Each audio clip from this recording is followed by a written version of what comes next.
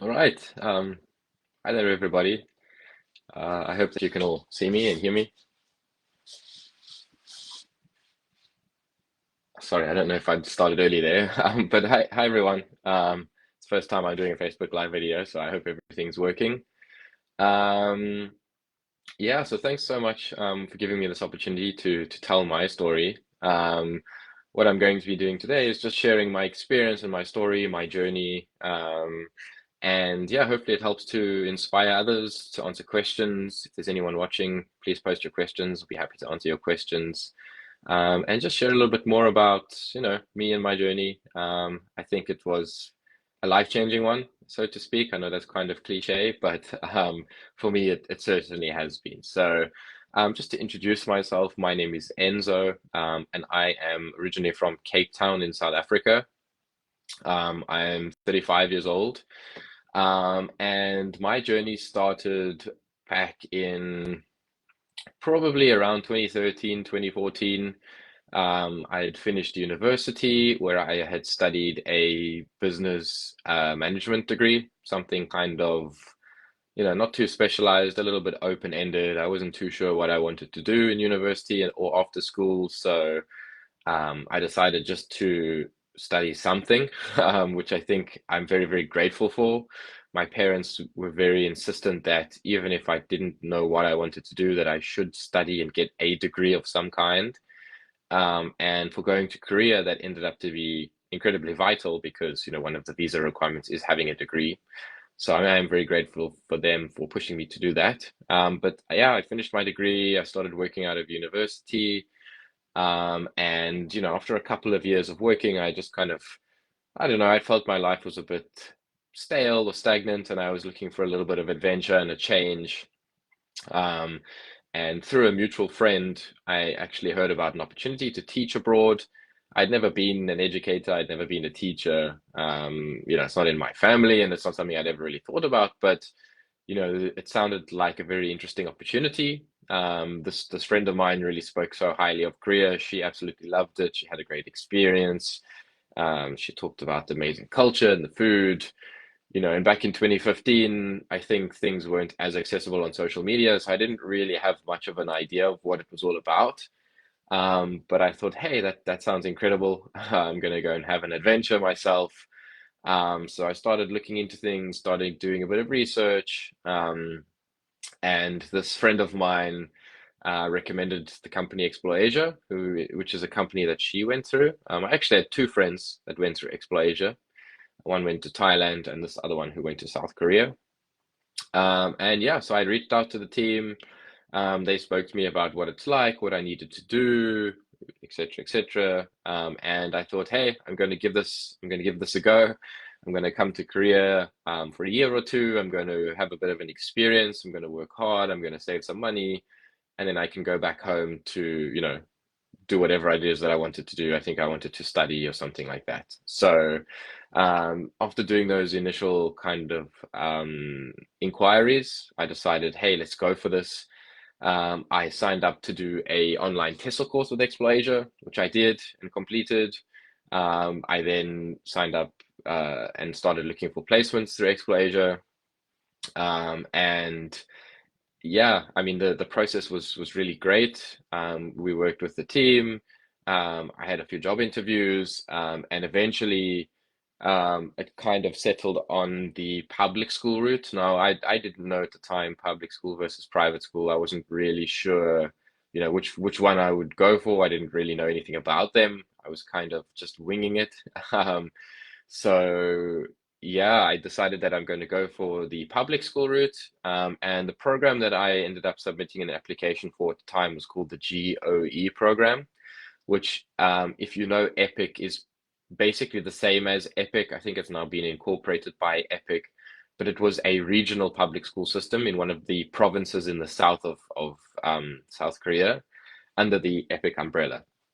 So I worked on my application, with the help of the Xplore team. They helped me to create my application videos and my application form and fill all those kinds of things out.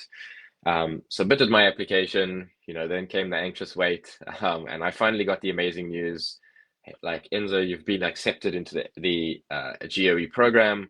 and your adventure's about to start. And I was over the moon. I was really excited. All this kind of long journey of collecting documents and applications and TESOL courses. It's quite long, and that good news is like a relief that this is now finally happening. A relief, but also nerves. Now it was finally happening. It's not just like a dream or an idea anymore. It's now real. But it was really, really excited. So I had to work on finishing my visa documents. I had submitted those. My placement was confirmed.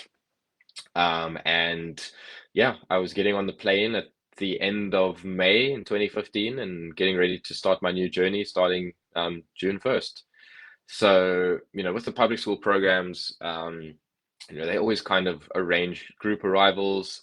Now, because my program was a small program and my location was a small location, there was only a handful of us. I think it was five or six. But basically, I actually arrived 2 days early just so that I could, you know, relax and get over my jet lag and that kind of thing. We were asked to stay at a hotel. And then on Monday morning, they told us to meet downstairs at, I don't know, it was 8 a.m. or whatever. A bus came, picked us up, drove us to the Office of Education headquarters. And that's where we had our first meeting and our orientation there. Now, the area that I was placed in was called Hamangun, which is a kind of small rural countryside kind of area or county of South Korea. Um, but we arrived at a city called Changwon, which is quite a large city. I think about 1 million people or so live there, right down in the south, about an hour away from Busan. So I arrived there. That's where I stayed, and that's where we had our initial meeting. We had our orientation, which for this particular program at the time was just for 1 day. So we had a presentation, we got offered our contracts, which we signed. We met our co-teachers from our school. We did some meet and greets, all very nerve-wracking. I was obviously very nervous. It's the first time I'd been in Korea. Um, my co-teacher was a little nervous because she was obviously meeting a new foreigner and a new teacher, and her English wasn't that great, so she was kind of nervous. But we got on pretty well. So we met, we signed our contracts, we had our initial meetings. She then took me to lunch, and that was my first experience of Korean food. And it was bibimbap. So for anybody who knows Korean food, I'm sure you've heard the term bibimbap. That was my actual first meal in Korea, proper meal. From then, I'd just been eating in convenience stores and stuff because I wasn't too sure what I should be eating or what things were. And from there, we got taken to the school. I met my colleagues and my co-workers, said hi, saw some of the kids. I met the school principal. And yeah, then in the afternoon, they gave me the afternoon off to go home, drop off my bags, have a shower, get settled in. And yeah, they were just all very kind of friendly and welcoming, very helpful. One thing I had done, which I think was quite nice and went down quite well, was I prepared little gifts for everybody. So I'd done a little bit of research before, and I found out that Koreans really like snacks or gifts, something to drink, something to eat, something to try. So being from South Africa, something that's really popular is rooibos tea. It's only grown in South Africa. It's a native tea to South Africa, if you didn't know that. So I brought a bit of tea for everybody. I'd given some tea to my colleagues and co-workers and to the school principal. She was a lovely elderly lady, probably in her late 60s, early 70s, if I were to guess. She was very kind and welcoming. And yeah, from that day I went home. I got taken to my apartment, got settled in, had a bit of a walk around, tried to explore, and yeah, that was the day, the first day, and that was day one. And yeah, my original plan was to stay in Korea for a year, maybe two. Like I said, save a bit of money, travel, and come back home and perhaps look at studying again. But my journey teaching the first time around actually lasted for 3 years. I loved it so much and it was so comfortable, and I had found a good life for myself that I ended up working and staying at that same school for 3 years. The school was incredibly rural, but for me, that suited me well. I really enjoyed it. I think I was one of only two or three Western foreigners in the area. But I had made really good friends through my school, and the day-to-day life was really great. The working hours were great. I had a little local community gym that I would go to, and I just kind of kept myself busy through that. I also found that joining clubs and stuff through the school, like for example, the teachers used to play volleyball every Wednesday. So they asked me if I'd like to join. I'd never played volleyball before, but I was like, hey, that sounds fun. I would go at 3 o'clock every Wednesday, go play volleyball.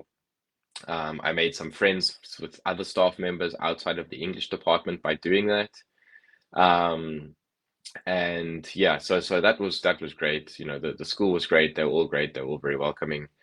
In terms of like the actual teaching and the day-to-day life that I had there, as I mentioned, it was a slightly smaller, more rural countryside school. But we were in the biggest school in the area, and we had an English department where we had, I think, six English teachers in total, myself, and then five Korean English teachers.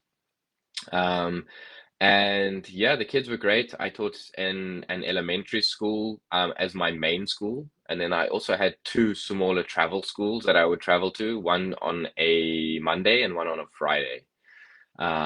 So yeah, it was a nice break. I think it kind of broke up the routine. I got to go out to these littler schools in the countryside.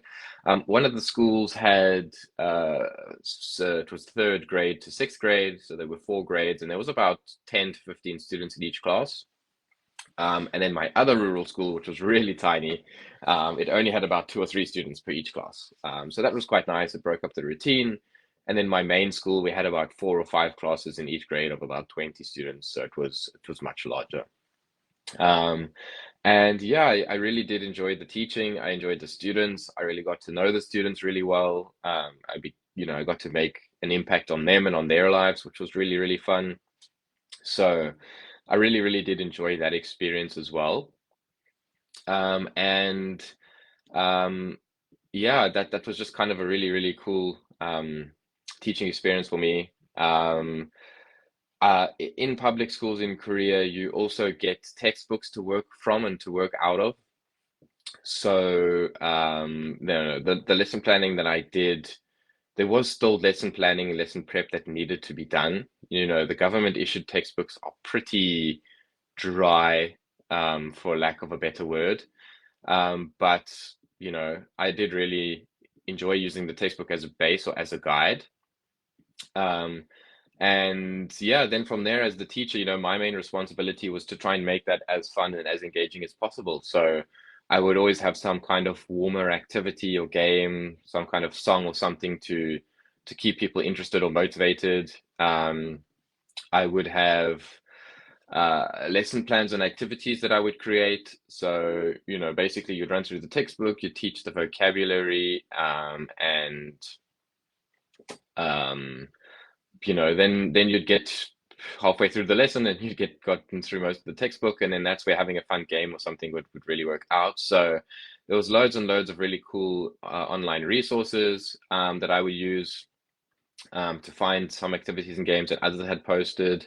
And as time went on, I got more familiar with it, and you know, the lesson planning and the lesson prepping and the activity creating got easier and easier. I found out what the students liked, what they didn't like, um, and it just kind of I got into my routine. So it did take me a little bit of time. It took me a couple months, but I did finally get there. I finally found my routine.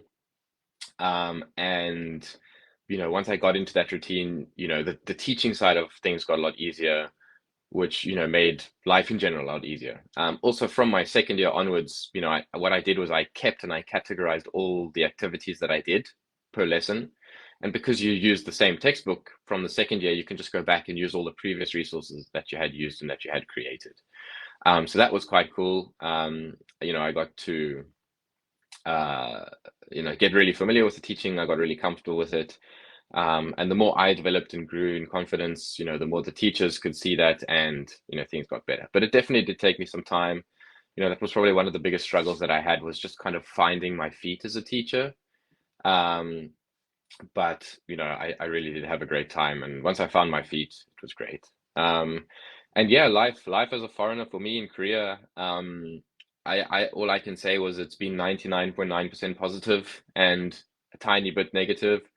It depends on how you look at it and how you approach things and what you let get to you. You know, being a foreign person in Korea, you're always going to be different.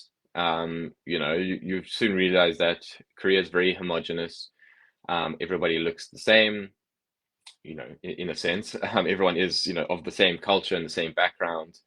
Everyone has, similar upbringing and a similar story and a very kind of strong nationalistic feeling about their country. So you will always be the outsider, but I found people to be very welcoming, very open, very, um, how can I say it, well receiving of people, of foreign people. Obviously, there's always one or two who aren't, but you just got to let that not get to you. But yeah, I mean, in my area and in my town, because it was quite small and there weren't too many foreigners, everybody knew me. I was Enzo teacher. I was almost like a local celebrity. People got to know who I was, and the students' parents owned the stores or the shops or the businesses in the area. So every now and again, there was a free coffee, there was a free snack, there was a free bit of fried chicken. And I really loved that side of things. I feel like I really became part of the community rather than just be a visitor of the community. Um, and I really, really did love that side of things. So yeah, I mean, I had an incredible experience, as I mentioned, and that was just one part of it. Um, yeah, I mean, I guess some of the other struggles that I had potentially were, the teaching was the main one. Making friends in the beginning. I know that probably wasn't a struggle so much, but I know that's something that, a lot of people are concerned or worried about. And that's just like, how do you make friends? What do you do if you feel lonely? Those kinds of things. For me, I met some people during the first day, the orientation. So luckily, I was able to connect with people there. Um, and at my school, I was the only foreign native teacher there. So I didn't have any kind of Western friends at the school, but through my co-teacher and through the public schools in the region, so there was a couple other schools, 5, 10, 15 minutes away that had foreign teachers at them. I was actually introduced to friends through those co-teacher networks. I met a couple other South Africans and they became good friends with me and we kind of, hung out while we were there. And also, and I know Facebook is maybe a little bit of a dying platform, but Facebook is an incredible resource for those looking to find their place to meet people and that kind of thing. So there's a huge amount of groups, expats in Korea, foreigners in Seoul, foreigners in Daegu, wherever it is. There's groups for every area and location. Um, and there's also groups for every kind of activity. So, for example, I really enjoyed fishing. And I had access to some good fishing locations where I was. I joined one or two fishing groups and I met some people through that. I know that there's others who are into rock climbing, for example, and they've joined rock climbing groups. So there's loads of opportunity to go out there and to kind of see and make friends, and uh, sorry, and make your connections and find those lifelong friends, basically that you will make. And I've made friends here through those kinds of platforms that I still speak to, that I still meet up with, that I am still friends with. Um, and it was just really great, and I'm glad I put myself out there. Another thing that I did, and this is quite maybe nerve-wracking for some, but I would sometimes just go to a Western bar or Western restaurant, especially if there was sport on or something that I was interested in, and just strike up a conversation with somebody else. I found that the foreign community in South Korea is very, very strong. So if you do meet other foreign people and you do run into other foreign people, there's more than likely that they would open up and be friends with you as well. Everybody here is in the same boat. Everybody here is in the same situation. They've had the same struggles. And nine out of 10 Westerners that you run into will be friendly and open and willing to strike up a chat and invite you to the next meetup or something like that. And yeah, just use those social media platforms to the best of your ability. They're there and they're there for a reason, and they are super, super helpful. Um, and yeah, I mean, overall, just to kind of summarize my experience, it was an incredible experience. It wasn't all positives all the time. There were struggles. There were days where I felt lonely. There were days where I had a bit of culture shock. Days where I missed family. Days when I would struggle at work and I felt like I didn't know what I was doing. But overall, the experience was incredible, and it actually changed my life. So, I taught English for 3 years, and then I decided that it was time to go home. But after going home, about 3 or 4 months being back at home in South Africa, I just couldn't get the career bug out of my system, and I had to come back. So, here I am. I came back about a year later, and I've been back ever since. And I've now been in Korea for about 7.5 years. I recently got married to an incredible Korean woman. And what started out as a 1 or 2 year, break from my life has now actually turned into, a new start and a new life for me. So I'm incredibly grateful for the experience that I had. It was incredibly life-changing. And I really, really loved it. It was an incredible experience. So yeah, thanks for those who joined and those who listened. That is my story. I hope it helps to inspire some of you.